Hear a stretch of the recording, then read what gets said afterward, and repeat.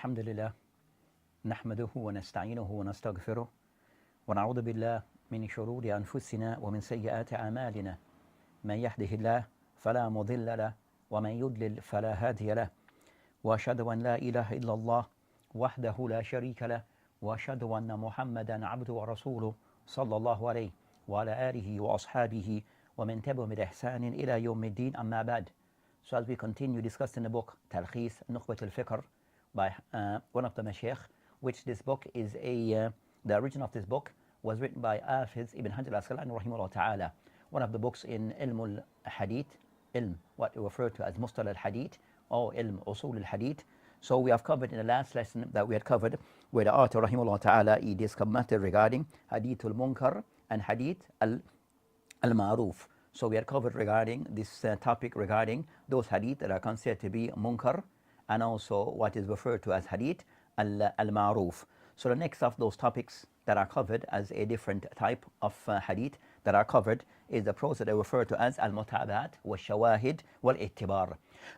So they mention as so the next topic to be covered in this book, in this they mention al-mutabat wa-shawahid wal-ittibar. So these are three words that are mentioned regarding a special process. So it's a process regarding looking into certain hadith, and he explained regarding that they mention here regarding this matter as he stated concerning that فلما تحدث الحافظ عن الزيادات أراد أن تبين بعض مصطلحات التي تتعلق بجهود الأئمة في إزالة التفرد.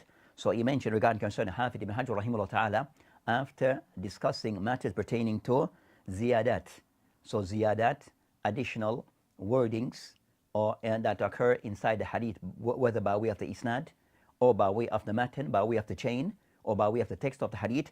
After discussing these matters, that he went on to discuss another matter regarding that that the author that he wished to clarify regarding and tubayyin, how to clarify بعض mustalahat, some form of other mustalahat that discusses the process regarding the person removing any form of tafarrud.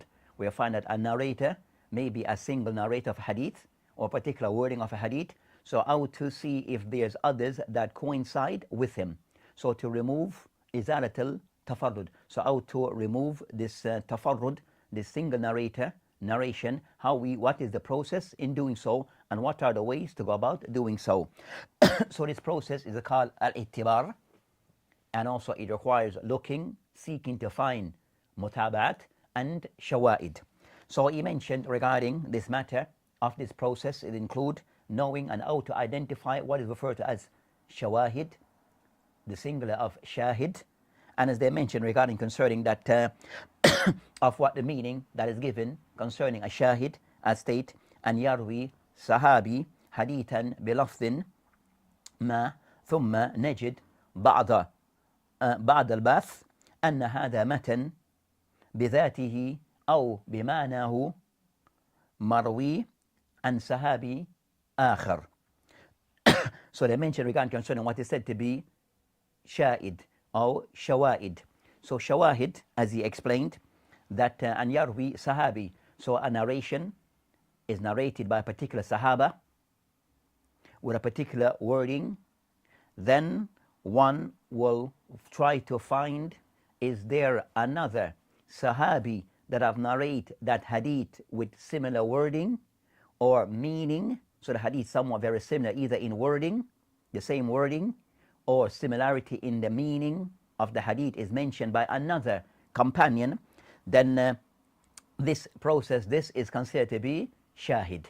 So this is what now commonly referred to as shahid. So you find one hadith with the same meaning or wording, but from separate sahaba. So you find more than one sahaba narrating that hadith, so that is referred to as a shahid. And so that's concerning what he mentioned regarding concerning what he said to be a shahid. Then he mentioned after this, in this talkhis, the benefit of this. So the benefit of this, that for the shahid, taqwit al-hadith, it is served to help to strengthen the hadith, so give more strength to the hadith by way of al-husn wa sahih, أو من ضعف, or from the hadith being from hadith as I said to be Hasan, it will elevate the hadith to Sahih, or the hadith is Da'if, and the Da'f is Da'f Yasir, it will elevate the hadith to Husna, to Hasan. So that's concerning of the benefit of having these shawahid from other companions, where it's at times it will give strength to the hadith if that hadith is suitable to give strength to others. The second of the benefit of knowing after shawahid, rafa, gharaba, wal tafarrud, that it also helps to eliminate what a single narrator. So you might find a single narrator, a sole narrator narrating a hadith or a particular hadith, but then you have others who also coincide with him. So it gives strength and aid that and support that single narrator and remove that hadith from being tafarrud. And also, third of the benefit of shahid, tafsir al-mujmal wa bayan al-muhmal. So also of the benefit that it have to give some clarity or a tafsir, an explanation regarding things that may be mujmal. So something is mentioned in a particular hadith, which is one narration, that some things are mujmal, general, and others that comes will give more clarity. So so they mentioned regarding tafsir al-mujmal, so thing which is unclear, general. Other narration might be more specific and more detailed. And also muhmal, that also it may mention that muhmal regarding concerning the hadith that mentioned that a person that is not mentioned then is mentioned. So one that may be not mentioned, that other narration may give mention to that particular narrator, and that will occur in the isnad or in the matan. So at times it may, a person who is mubham, that unknown or muhmal is not mentioned by name clearly, then this narration will give some more clarity as to that person who's not mentioned clearly. Ja'a Rajul or Ja'a Muhammad, which Muhammad? It may give clarity as to which Muhammad is intended, or which Zayd is intended, or it may give a Rajul, does mention a Rajul, it will give clarity as to who is this actual person that is intended. So it have to clarify those things which is unknown. So thing which is said to use ambiguous, unknown, unclear, then also the shahid sometimes give clarity in some of the narrations. Then I mentioned, so the shahid, the second of this process is the person having the ability to look for mutaba. So mutaba'at or mutaba, that they clarify here concerning tataba, tawafuq. Tataba, tawafuq. So a person coincide or agreeing with that person. So tataba is the person following along with that person. So it mentioned regarding concerning this matter that the meaning istilahan, according to the ulama of hadith, and yarwi ar-rawi hadithan, that a narrator who narrates a particular hadith, yusharikuhu, that is that narration is it is shared, his narration is shared, coincided, غيره, by others, في هذه الرواية, another narrator also coincide with him in narrating that hadith. And shaykhin nafsi, from the same shaykh. So that's concerning what is said to be mutaba. So mutaba, you find a narrator, Zayd ibn Amr, of narrate an hadith. Then you find that another narrator, one of his colleagues, also narrate alongside with him on the same sheikh or the sheikh after. So you find one narrator, but then a person able to can find another who have narrate the hadith, coincide with this person and narrating this hadith. So that's called musharaka. So both person sharing, he has a partner with him in narrating that hadith or in that isnad. So that's referred to as mutaba'at. So shawahid of times is more so in relation to the matan, where the wordings, it goes back to this different sahabi narrating the same hadith. And also mutaba, it relates to the isnad. So mutabia is more so the isnad, where one of the narrator, another is also coinciding with him or sharing with him the same narration. So that is shawahid and mutaba'at. The ulama regarding mutaba'at, they mention that mutaba'at is of two types.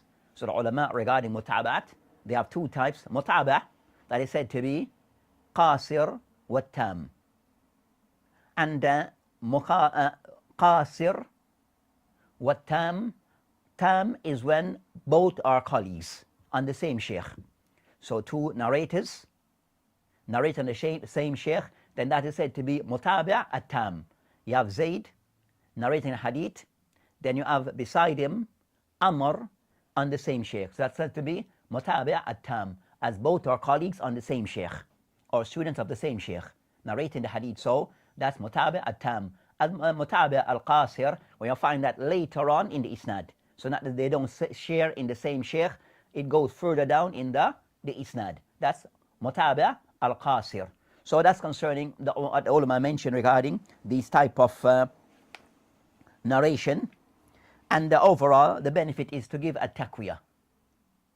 So the general benefit is to, in these cases of mutabi'ah wa shawahid, is for one hadith to strengthen the other. Especially in the case of where you find it is tafarrud, where there's a sole narrator.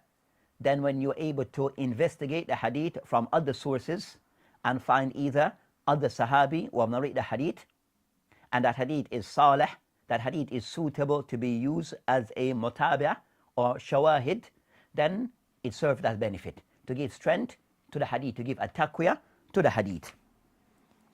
So that's concerning, generally concerning, they mention al-mutabi'ah wa shawahid. They mention then the difference between mutabi'ah and shahid or shawahid. The difference that they mention regarding concerning mutabi'ah with the ulama, that on this matter, that you find the word mutabi'ah and shawahid, that of the ulama of old, or of the ulama who does not make a distinction between both these two terms. So the word mutabi'ah wa shawahid, for them, they have similar meaning.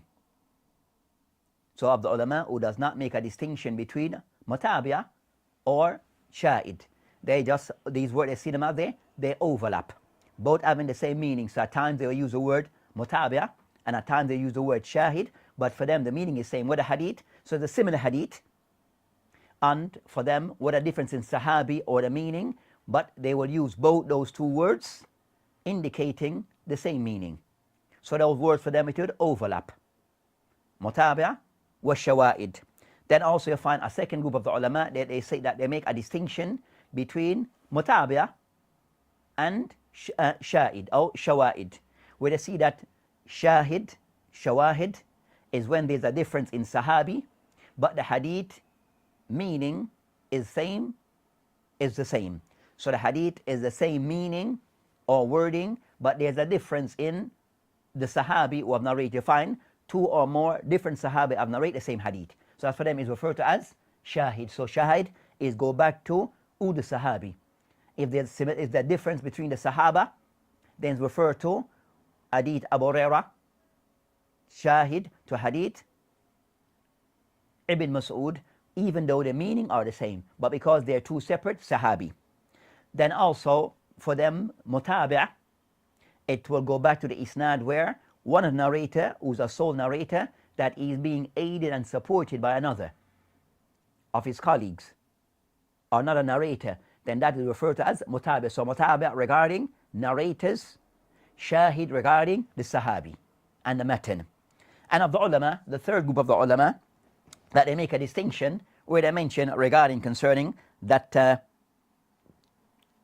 mutabi'ah wa shawahid goes back to the meaning of the hadith. So that we mention regarding that if the wording are the same or the meaning are the same, then they make a distinction. So that's concerning of the ulama who take that approach regarding concerning this matter. So those who don't make a distinction and those who make a distinction. So for those who mention that if the meaning, that the meaning are the same without per se difference, the meaning is the same. So as that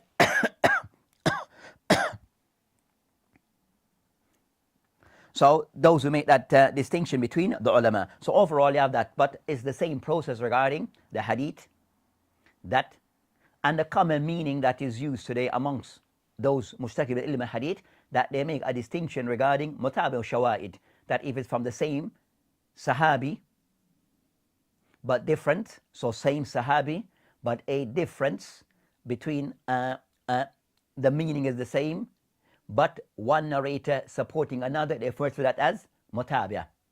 If the hadith, the meaning is the same, but both it is being mentioned by two separate sahabi, is referred to as shahid.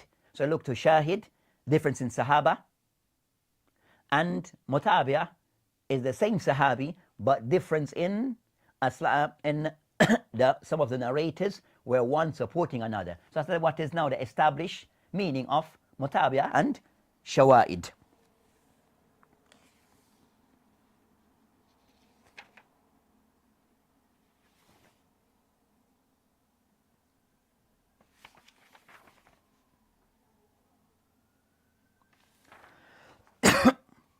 Also this process that one will endure in doing of this process, then this process that one will undergo, one will take in verifying and checking regarding concerning these hadith at-tafarrud, that you're looking for other supporting hadith, then this is the process called al-ihtibar. So this is the process that we will call al-ihtibar. So ihtibar is that process where a person seek to find other supporting hadith to the hadith that is in front of him. So they mention regarding concerning that al-ihtibar from the word ya'tabar, and it means tadabbur wa an-nazar wa ta'ammul. So al-ihtibar, it means for a person an-nazar, to look and to investigate, wal-bath, for a person to look into things in detail, and also tadabbur, for a person to investigate. So this is the meaning of al-ihtibar linguistically. As for what is referred to as al-ihtibar with the ulama of hadith, then they mention tatabbu al-turuq al-hadith is the person having the ability to investigate and to research the different turuq of a hadith. That is said to be tafarrud. We find a single hadith, a single narrator that have narrated hadith, so seeking other sources, other turuq of that hadith, then this is the process of al-ihtibar. This is the process of ihtibar, to see are there others who support this single narrator by way of the sahabi or by way of the other narrators in isnad. Are there others that support them in this isnad? So this is the process with the person now taking on the task of investigating and researching and going to other sources to find other turuq, other paths of this hadith. Then this process is called al-ittiba, by way of seeking other shawahid and other mutabi'at. Then this process is called al-ittibar. So the process of seeking shawahid, other sahabi that share this narration, or other rawi, other narrators, other turuq that shares this hadith, then this is a process that is called al-ihtibar. This is a process called al-ihtibar. So the person researching, that person of hadith, the muhaddith, searching other sources, going back to the other books of hadith to see if this hadith of other sahabi who have narrated this similar hadith, or other turuq, other paths that have narrated this particular hadith. Then that process is called al-ihtibar. So for example, a hadith narrated by Ibn Umar, Sahabi. From him, he has two students that have narrated from him, Nafi' and Abdullah ibn Dinar. You have Nafi' and Abdullah Dinar have narrated upon Ibn Umar. And Nafi', you have Imam Malik and Ayyub. You have Ayyub as-Sakhtayani, so Ayyub and Malik have narrated this particular hadith, and Nafi' and Ibn Umar. So Malik and Ayyub both narrate and Nafi'. So Malik would be concerned. So Malik being one of the main ones, that Ayyub is said to be a mutabi', as he's also sharing with Malik narrating on An-Nafi'. And also Abdullah ibn Dinar, he will be considered to be, so that will be considered to be that the narration of Malik and Ayyub will be considered to be Mutabi'a Tam, as both our colleagues narrators on Nafi'. Because Abdullah Dinar is on the other side, then his narration will be considered to be Al-Mutabi'a Al-Qasir. So if that, but overall concerning that this is what is, so that narration will be an example of al-i'tibar. Or, so as for examples of this matter, so as for examples regarding concerning this study, that for example, mutabi'a wa i'tibar, also the ulama have laid on certain condition that for something to serve as a mutabi'a or serve as a shahid for another hadith, then also we have to look to the grading of that hadith. So it should be hadith that to strengthen another, that it should not be hadith that is severely weak. It should not be so to serve as a shahid, or to serve another turuq, another path, to serve as a mutabi'a, then also we have to look to see the strength of that hadith or its level of weakness. So if it is strong, suitable, it will be used. Also if it is weak, too weak, then it will be dismissed and cannot serve as a mutabi'a or shahid. So one have to also take that into account. That have to take concern the grading of that other hadith on that other sahabi, and also have to take into consideration also that mutabi'a, that other narrator, that narrating with his colleagues, to see also that that also regarding the level of the strength or weakness of that mutabi'a. So in the books of hadith, we'll use so take into consideration. So that's the matter one have to also bear into mind. We have a hadith as an example of this, with the Prophet ﷺ in the book of Sunan Abu Dawud, rahimahullah ta'ala, قال, with Ibn Isnad, that he mentioned concerning that hadith, he mentioned, قال حدثنا محمد بن محبوب وإسماعيل ابن إبراهيم، يعني معنى قال حدثنا حفص ابن غياث عن عامش عن أبي سفيان عن جابر وعن أبي صالح عن أبي هريرة رضي الله عنه. So the hadith of Abu Hurairah رضي الله عنه قال جاء سليك غطفاني ورسول الله عليه السلام يخطب فقال له. So Sulaik Ghatafani entered and the Prophet ﷺ was giving the khutbah. فقال له, then the Prophet ﷺ addressed him, Sulaik, and he said to him, Salayta, did you pray anything? فقال لا. Then Sulaik said, no, I did not. قال, then the Prophet ﷺ, he said to Sulaik, صلي ركعتين تجوز فيهما. So the Prophet ﷺ commanded Sulaik, because he entered the masjid on Yawm al-Jum'ah, and the Prophet ﷺ was giving the khutbah. So as he entered, the Prophet ﷺ noticed him. So the Prophet ﷺ said to him, Sulaik, did you pray? Asalayt, did you pray? And then Sulaik said, no, I did not. Then the Prophet ﷺ, he told him, Salli rakatain, pray rakatain. That it meant that the Prophet ﷺ then tajawwaz fihima, and to make your two rakatain somewhat short. But he instructed him to pray rakatain to make it short. So that's hadith of Abu Hurairah in the Abu Dawud. Also you find the same hadith that he mentioned, Abu Dawud rahimahullah ta'ala mentioned, قال حدثنا أحمد بن حنبل قال حدثنا محمد ibn جعفر عن سعيد عن وليد ibn بشر عن طلحة أنه سمع جابر ibn عبد الله رضي الله عنهما يحدث أن سليكا جاء.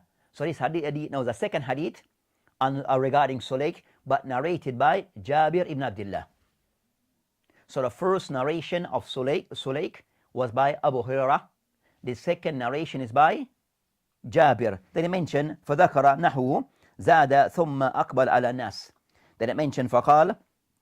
Then the Prophet ﷺ, he said to the people, إذا جاهدكم والإمام يخطب فليصلي ركعتين يتجوز فيهما. Then the Prophet ﷺ, he told the people in general, إذا جاء أحدكم, if any of you come to the masjid, والإمام يخطب, and Imam is praying to, and the Imam is giving a khutbah, فليصلي ركعتين, then you should pray both you to ركعتين يتجوز فيهما, and you should make your 2 ركعتين short.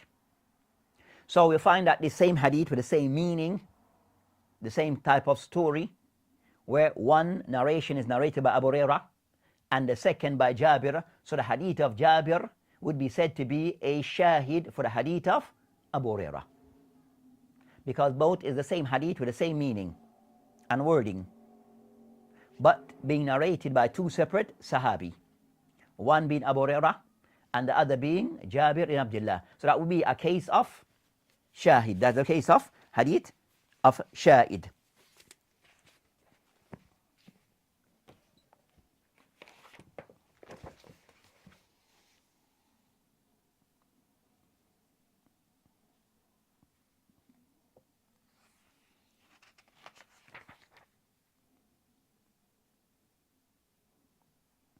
So they mention also another example of this matter regarding outside the process of al-ittibar, with the person gathering the sources and trying to find the hadith. Are there others who share with that narrator in narrating that hadith that seem to be a sole narrator, and also to see are there other sahabi who have narrated a hadith that is being discussed. So you find other cases of those hadith where at times we mention that the benefit of this, at times that it will give strength to a hadith that is said to be weak, if the weakness of those hadith that it is yasir, it's a slight weakness.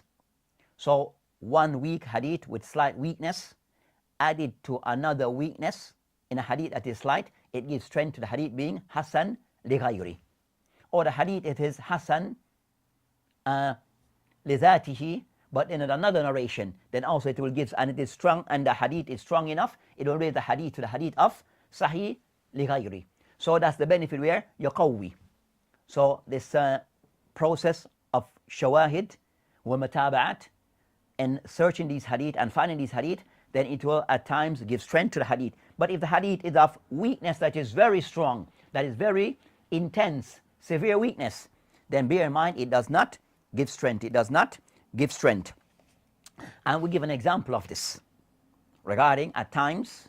So not in all cases that you find many shawahid or other shawahid of a hadith or other turuq of the hadith that they always give strength, and that give strength where they elevate the hadith to a hadith which is maqbool. So not in all cases having various mutabat, having various shawahid would mean the hadith automatically becomes maqbool, becomes acceptable. So in this case we'll mention an example that Al-Hafiz An-Nawawi rahimahullah ta'ala in his book Al-Arba'in An-Nawawi, as referred to as, that in the introduction he called Amma Bad.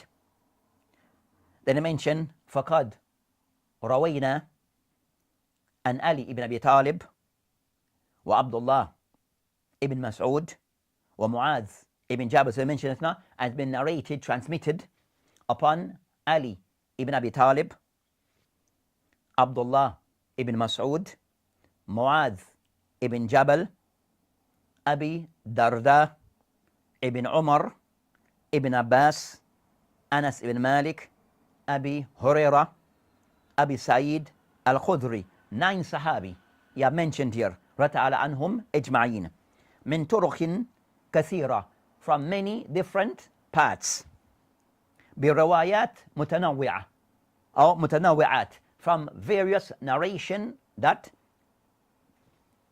mutanawwi'ah. Anna Rasulullah alayhi salatu wassalam قال, that the Messenger of Allah subhanahu wa ta'ala قال, man hafidha ala ummati 40 hadithan, that the one who have memorized, or one from my ummah who have memorized 40 hadith, min amri diniha, regarding to the affairs of this deen. بعثه الله تعالى يوم القيامة في زمرة الفقهاء والعلماء. That Allah subhanahu wa ta'ala will resurrect that person amongst the group of the fuqaha and the ulama. Al-Hadith. So now rahimahullah ta'ala, I've narrated this hadith in his book as the introduction, in the introduction of his Arba'in An-Nawawiyah. When he mentioned this hadith, he mentioned over 9 different sahabi. And he said this hadith of turuq min turuqin kathira, from many turuq. And also bi-riwayat mutanawiyah, and from various wordings of this hadith. Then it mentioned that وفي رواية بعثه الله فقيها عالما. In some narration mentioned that Allah subhanahu wa ta'ala will resurrect this person who have memorized 40 hadith from this ummah in matters of the deen. He will be resurrected amongst the فقيها عالما, as a faqih and an alim. في رواية ابن أبي درداء, in the narration of Abi Darda, قال فيه وكنت له يوم القيامة شافئا وشهيدا, that I, the Prophet ﷺ, will act on Yawm al-Qiyamah to intercede on his behalf and also as a witness for him. وفي الرواية Ibn Mas'ud, in the narration of Ibn Mas'ud, قيل, it is said, قيل له, it will be said to him, ادخل أنت من أي أبواب الجنة شئت, enter from any of the abwab of Jannah as you wish. That's for a person who memorized 40 hadith from this ummah, according to the narration of Ibn Mas'ud. وفي الرواية Ibn Umar, also from the narration of Ibn Umar, فيه كتب في زمرة العلماء وحشر في زمرة الشهداء, that a person will be resurrected amongst the group of the ulama, and also it'll be written amongst the ulama, and also it'll be resurrected with the shuhada. Then he mentioned واتفق الحفاظ, is agreed upon by the حفاظ يعني علماء الحديث على أنه حديث ضعيف, that the ulama of hadith, that they agree that this hadith, it is ضعيف. وإن كثرت طرقه, even though its turuq are many. So this hadith is considered to be weak, even though it has many narrations and versions. So from this it shows, regarding concern, that not every hadith that comes with many various narrations or turuq, that it automatically gives strength, they give strength to each other. That's not the case. So we have to look to see what's the level of the status of that hadith regarding its level of strength or weakness or severe weakness. So if the level of acceptability, weak, that is slight, light weaknesses, it may give strength. But in the severe cases, then it does not. In severe cases, it does not. So this hadith that they have mentioned are rated by many of the ulama, many of the Sahaba, that they have mentioned that among the Sahaba, we have Ali ibn Abi Talib, Abdullah bin Mas'ud, Muadh bin Jabal, Abi Darda, Abu Huraira, Abu Sa'id al-Khudri, Ibn Umar, Abu Umama, Ibn Abbas, Anas bin Malik. So over 10 different companions have narrated this hadith. And you find most of those narration regarding concerning, so like Ibn Jawzi in his book Al-Ilal Mutanahiya, that I've mentioned these narration. Ibn Jawzi, I've mentioned these different narration. So these hadith, even though there are many, this hadith about the one who memorized 40 hadith, have many narration from various companions, they still does not give strength to each other. So al-itibar is a person researching from the books of hadith to see, are there other narrations of this hadith, other hadith that can support this hadith, but then is knowing the grading of those supporting hadith. So this is the act of mutabi'ah wa shawahid, the process of investigating. It is called al-ittibar. It's called al-ittibar. So that's a similar, a simple breakdown of this discussion regarding al-mutabi'at wal shawahid wal al-ittibar.